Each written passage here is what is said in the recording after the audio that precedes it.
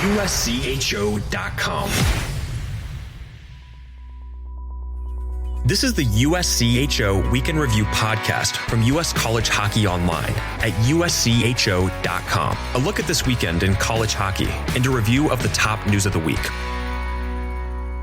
Welcome to USCHO Weekend Review for Monday, November 22nd, 2021. I'm Ed Trefzger alongside Jim Connelly and Derek Schooley. Well, it seems like this is the story every week, but with number one Michigan losing twice in overtime and still picking up 2 out of 6 Big Ten points, and that's a story for another day perhaps. And number two, St. Cloud getting swept. It ended up being a difficult poll ballot. Teams that were 1 through 8 in last week's poll went 6, 8, and 1, while teams 9 through 14 in the poll were a perfect 12 and 0. And we do have the poll out, and the new number one is Minnesota State. They were unblemished, although they had a fairly easy time with Division I newcomer St. Thomas. Again, it's probably the same answer, but Derek, what can we determine from this with the top teams getting some L's on their record just about every week?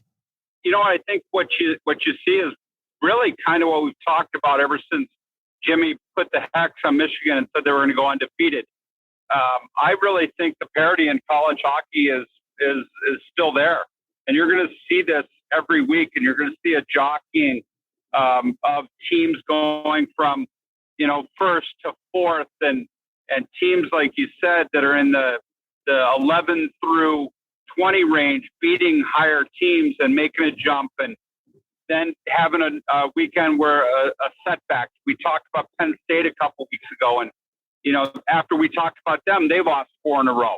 So I think you're going to constantly see this, and I think you've got a good group. I think that one team, and I know we're going to talk about this later in the show, that hasn't got that number one pedigree yet, that may be that next team, is Quinnipiac. And I'll let. I know we're going to talk about the Bobcats as we go on, but gosh, they've been right in that top 5 mix, and I think they're up to 3rd now, and you're going to see that eventually continue to jockey those positions. Yeah, you know what, Derek, I agree with you right now. And by the way, I did not put a hex on Michigan, just an FYI, and Mel Pearson would, be ready to take my head off if I did. I believe I said Michigan was as good as any team we've seen in a long time. I never said undefeated, never used those words, but I can tell you that, as we look at this roster of teams and we go down 1 through at least 15 right now, I struggled this week. I don't know if I've struggled with a poll ballot as much as I did this week, because I wanted to move teams up.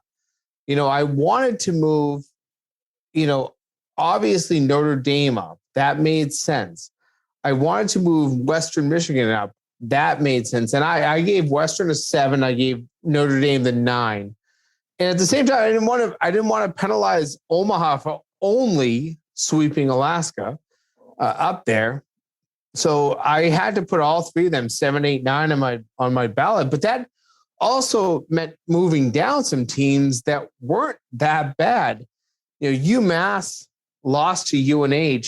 They beat them at home, and I called that game on Friday night. It was a great game, but UMass dominated that game, and then they did a great job the next night against UNH. Eventually losing, they scored a late game goal to tie it, and then lost in overtime. But they, you think about that, you still take a Hockey East point, you still take 45% of the pairwise off that. But I had to move UMass down in my poll to 11th from 8 because of the fact that I just couldn't fit them in. This was the weirdest week I've ever had filling out a poll ballot, because I just didn't know where teams fit. The top 5 was still the top 5 to me. I couldn't just take a team from 13 and put them at 4 or put them at 3, but I could put them at 8 or 9, and that bumped a lot of teams down. It was a very strange week, a very tough ballot to actually fill out for me. I think the one thing that you're looking at, though, Jim, is, we've got Minnesota State at 1 who's got 3 losses. You got Duluth at 2 with 3 losses. Quinnipiac, 1 loss.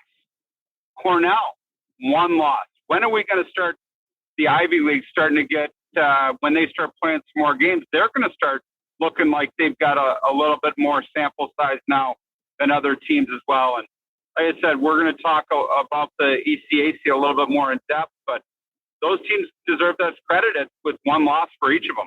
Just quickly before we go on to the next topic, Western Michigan, we mentioned St. Cloud getting swept, but what we didn't mention is how convincingly both nights Western Michigan did that.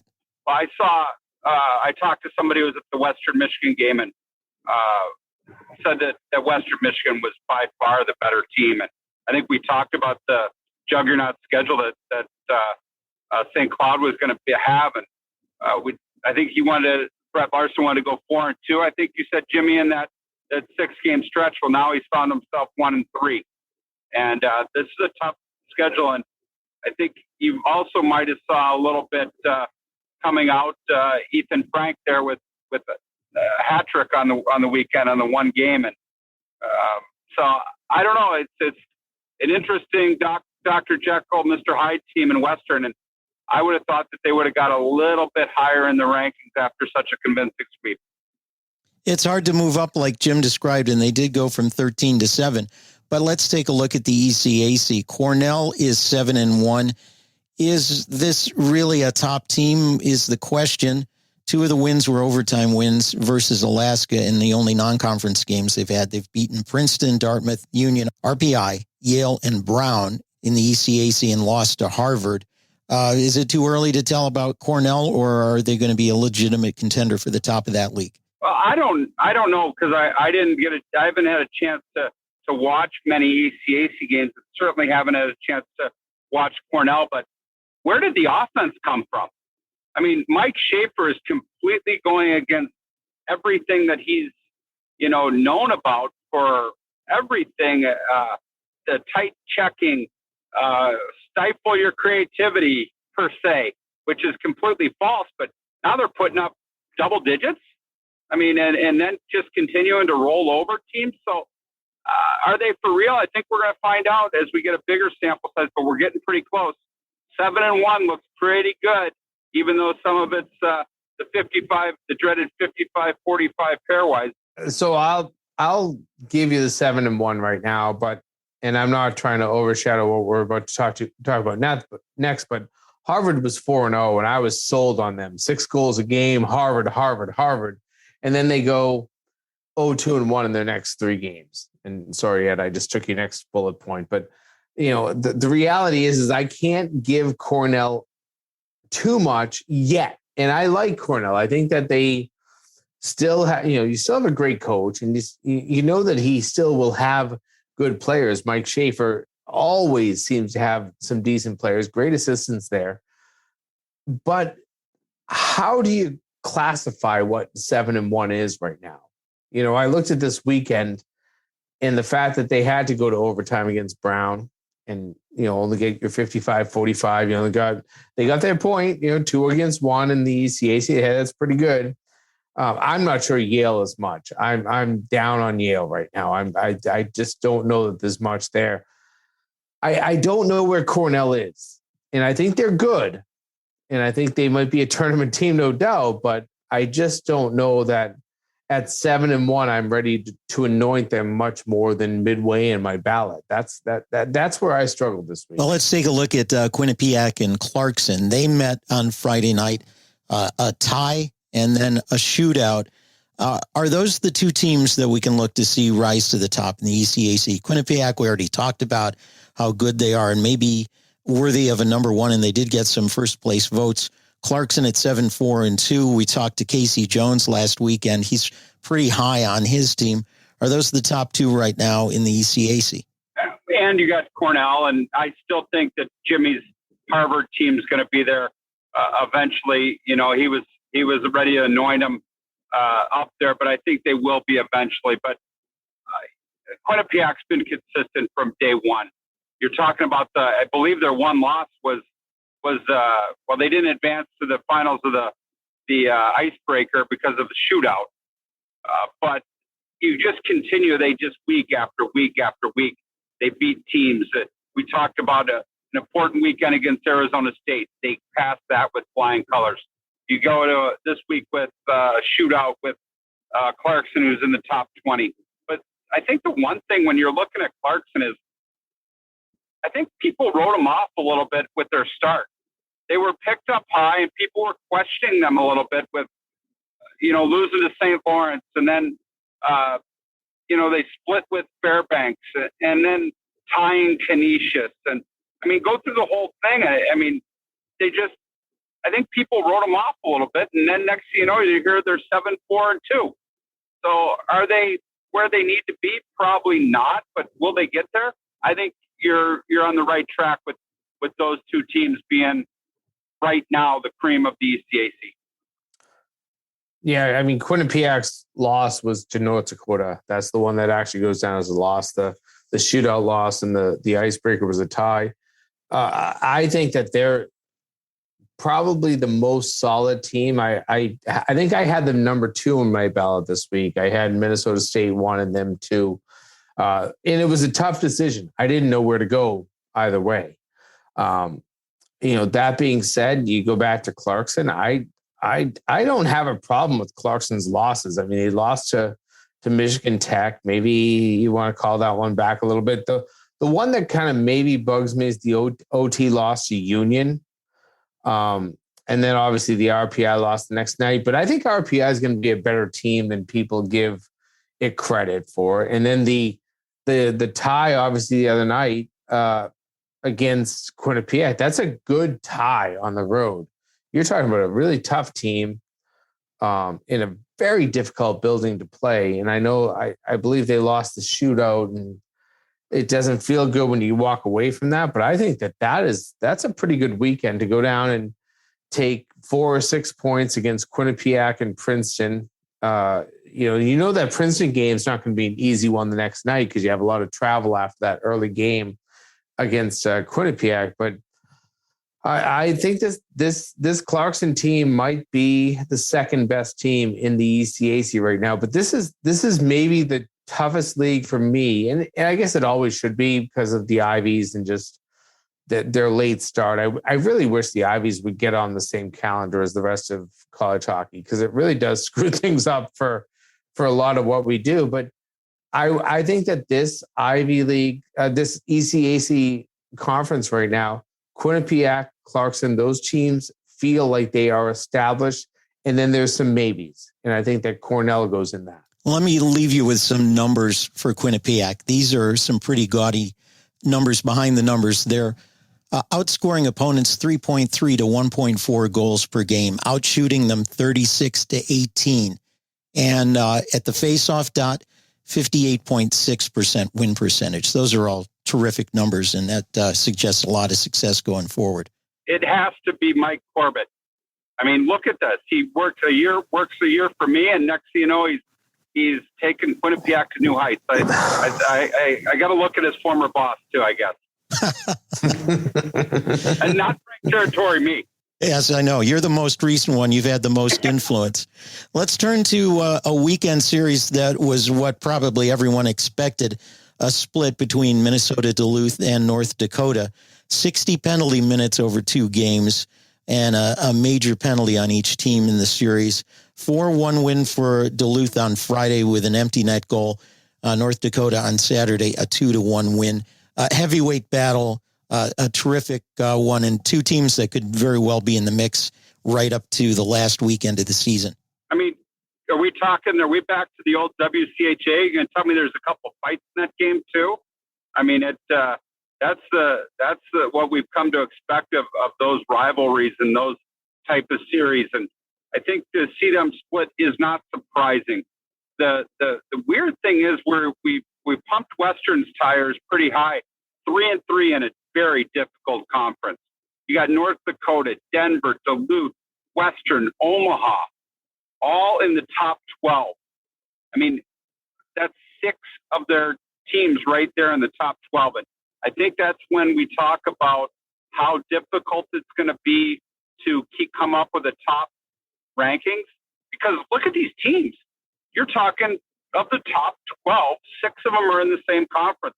So, of course, they're going to split. Of course, they're going to have some physical encounters. Of course, they're fighting for a top seed in the NCAA tournament. And, that's a tough gauntlet. And as well as Miami has played at times and Colorado College, it's hard to rebuild in that league. You almost have to reload. You know, I think what impressed me the most of this weekend was the back end of this series. In North Dakota, you lose, and you probably feel pretty horrible losing 4-1 against Duluth on the first night, and then the second night you're behind really late in the game. I mean, I know the second period doesn't feel late, but you're in the last minute of the second period and you need a goal from Ethan Fritsch with 5.4 seconds left in the second. And then you get the Brendan Beauty goal. And that sets you on your way. And that gets you in a positive mindset. I got to see some of the video and the crowd was going nuts. And I love Grand Forks for that, because you can depend on a fan base that will change the game. And I feel like the second period, the late part of the second period into the third period, it changed the momentum in that game. And, listen, you're thinking about going down 6 points in a weekend series, something you can't do in any league, especially the NCHC. And here in North Dakota found a way to win that second game at home, a game they needed. And, I don't think Beauty is a player that anybody expected would be the game-winning goal scorer. I read Brad Schlossman's column on it on Sunday. What a way to go. What a way to win. And that really puts you in a good position to feel that you're in there. North Dakota loses that game, and I know they came into the weekend ranked 6th, but you think about that game, you lose that one, you got swept at home. People would be talking about them as maybe they shouldn't be in the top 10. Maybe they shouldn't be in the top 15. Now you're sitting there saying, hey, North Dakota is pretty good. Let's make sure that they stay right there. Yeah, I'd hate to be that the fan base would have them panicking if they would have got swept at home. That's for sure. But absolutely, what a great atmosphere that looked like, and it's only going to get better here as we get deeper. I mean, we're talking Thanksgiving this week. We're going to start talking about the dreaded P word here pretty quickly, and it's gonna be in there a lot. Well, let's take a break right now. We'll come back. We'll talk about something that reminds us of last season. A couple of games postponed because of COVID precautions, plus some things we're thankful for as Thanksgiving approaches. You're listening to USCHO Weekend Review. This is the USCHO Weekend Review podcast from US College Hockey Online.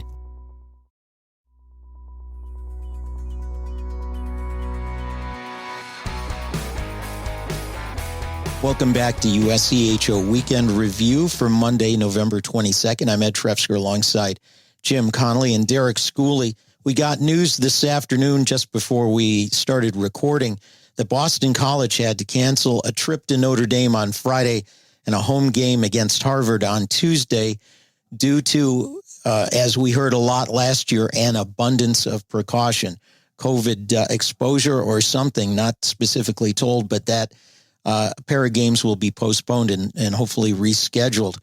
As we get into the colder weather, you can expect more prevalence of COVID coming up. How concerned do we need to be right now? I think there's a lot more of it out there than what people understand. I think there's a lot of people that are injured, and via health laws and different things like that, it can't be disclosed. So I think you're going to see a lot of COVID-related injuries, per se, just like the NHL. There's no COVID list in college.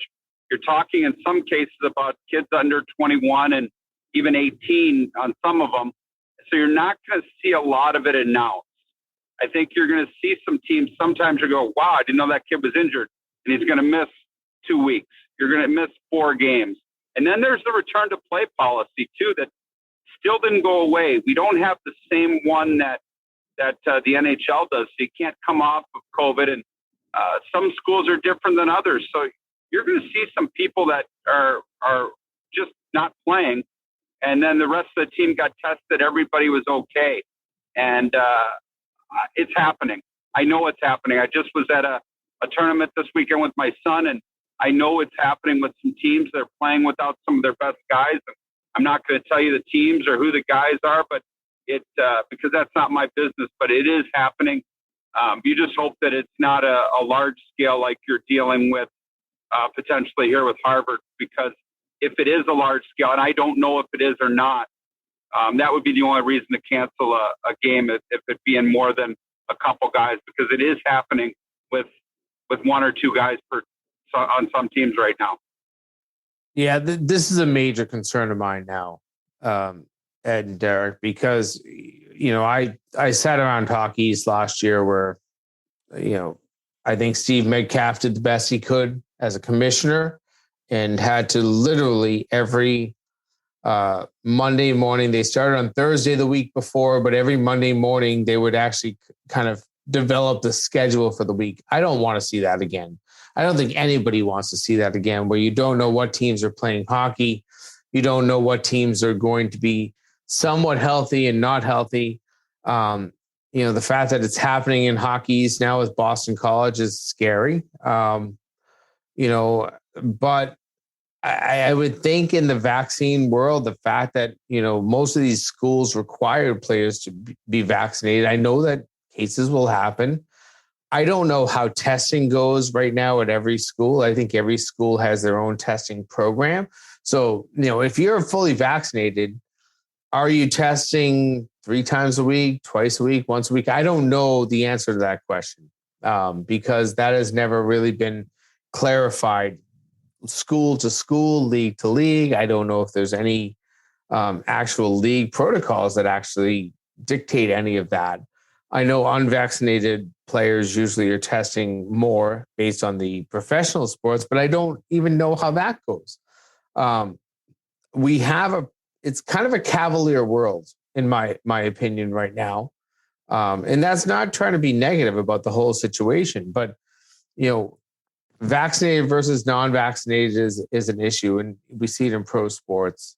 We've seen it in the NHL of late.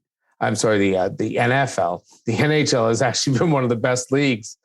But, I just wonder where we're going with this. And will we be in a situation where we could have, 15 teams that are out in a given weekend, which we saw last year all the time. And it's so frustrating to think of that in a world where we actually have the vaccine.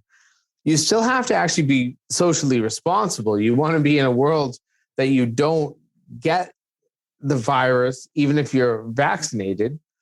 I don't know that every school, every player, every coach is making sure they still take some precautions. Mask up when you have to. Don't be in large crowds when you're not supposed to. And if you are, wear a mask. I mean, are there ways to make this easier? Because you see a school like Boston College, I feel like they're a pretty socially responsible school. I live down the street from the BC campus.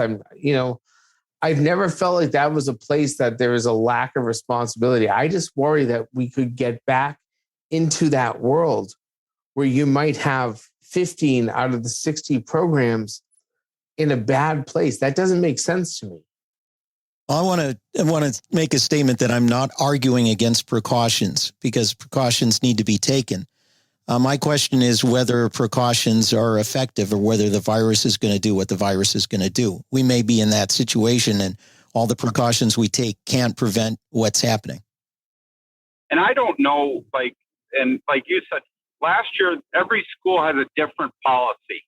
And every school, it was frustrating because every school at times you didn't know whether you were playing and you weren't playing under the same rules. And I'm sure it's probably very similar now.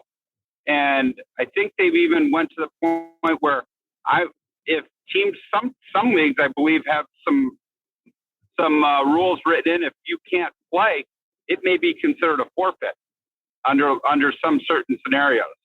So I don't know. I mean, I'm with you, Jimmy. I don't want to see games. I mean, we're watching Sacred Heart play 4 games in 5 days at Air Force right now. They will play game 3 tonight and game 4 tomorrow. Because Sacred Heart refused to make a trip last year. And I don't know if that's right either. So you've got a lot of different things at play right now, and you don't want to see it. You want to see a regular season. You want to see everybody finish, and you want to see everybody play just like they normally would. Well, let's go on to our final segment here for today. With Thanksgiving coming up this Thursday, what are the things that we're thankful for, particularly around college hockey? And we'll start with Jim. Well, you know what?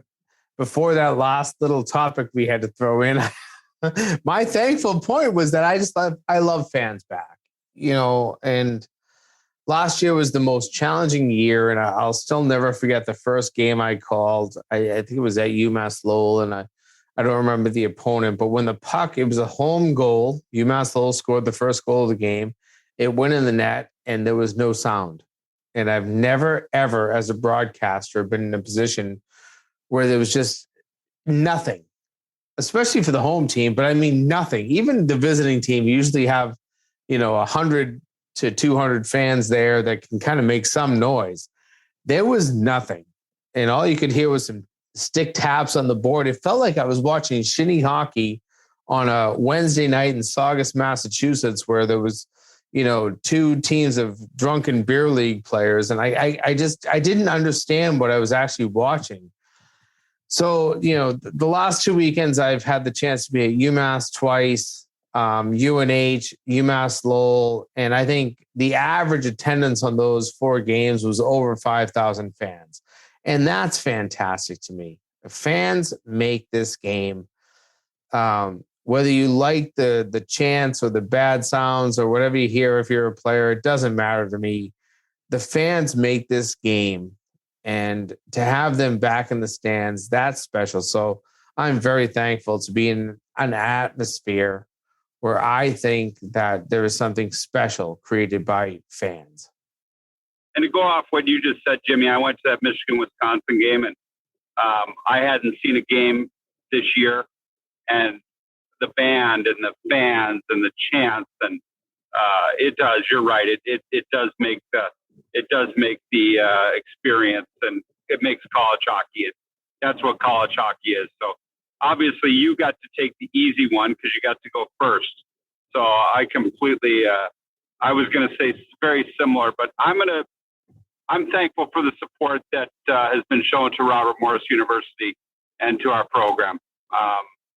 It's been a challenging last 6 months from the end of May to now, but the community, the college hockey community has been unbelievable, from everything that we got for our silent auction to people that have call on a consistent basis to check in and say hello. And I'm just thankful for the support that we've been given. And hopefully we're getting to a great point. We had an unbelievable event this past weekend with Ryan Malone. Has been a great supporter of us just because he was a college hockey player, and Brett Kiesel, and go down the list of people that were very, very influential in doing some stuff this past weekend. And like I said, just thankful for the support that everybody's given us, and we hope to be back playing in the fall of next year.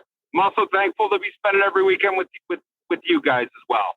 Well, we certainly are enjoying it too, and I think where I want to go is kind of jumping off of what Jim said last Friday night. Out to get a bite to eat after the game. A dad of one of the parents came over and said, "Hey, are you guys the broadcasters for the team?" And we said yes. And he said, "Thank you so much. You've been a lifeline to us." And I am thankful that these parents, especially those living north of the border, can come see their sons play and their daughters play. It has been since February of 2020 that those parents and grandma who was with them have gotten to see their kid play. And I'm just grateful that they've had that opportunity after all this time too. Can I throw in streaming services too? I think that, every university, and I've now called, I think this year, 11 games on television in 6 different venues with 6 different producers. And their work that they put in is tireless. These are not producers that have worked for major networks for the most part.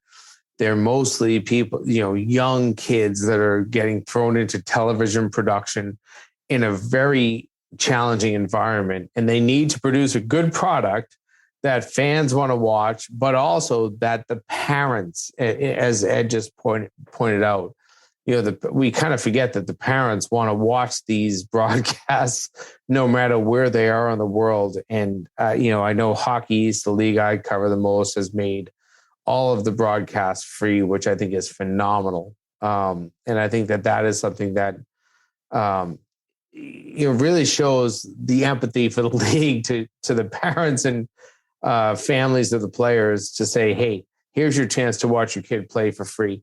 I know that it's a challenge for every league to do that, but I like what Hockey East has done. But these producers that do these games, it's a lot of work, and usually they're very short staffed, but they do a good job, and I'm very impressed with that. So I want to give. Maybe I got two, Derek. Sorry, I got the easy one, and I also took a second one. So, and I'm gonna tell you who's somebody I'm thankful for. Tim Dennehy. Even though that feels like a postmortem, though. And I hope that Tim wants to come back in some form, because we're running down a rabbit hole here every week of stats that are messed up, things that are wrong, and as we talked before, the pairwise, the P word that I mentioned is. We've got 8 different pairwises out there right now because of stats being all messed up. So I'm thankful for Tim, because I don't know how I would have done this for 20 years as a coach without him, because I watch what the coaches are dealing with right now, and you guys as broadcasters, it's been hard. So hopefully that will be when we get to Christmas, that'll be what I want for Christmas too. Well, there you go. And we'll look forward to discussing that even more. And I'll just tell you what, if you think it's bad at Division I, Division III is a complete debacle. But we'll wrap it there. Happy Thanksgiving, everyone. For Jim Connelly, for Derek Schooley, I'm Ed Trefzger, and we'll catch you next time. This has been the USCHO Weekend Review Podcast, a production of U.S. College Hockey Online. Visit uscho.com/podcasts to listen or subscribe.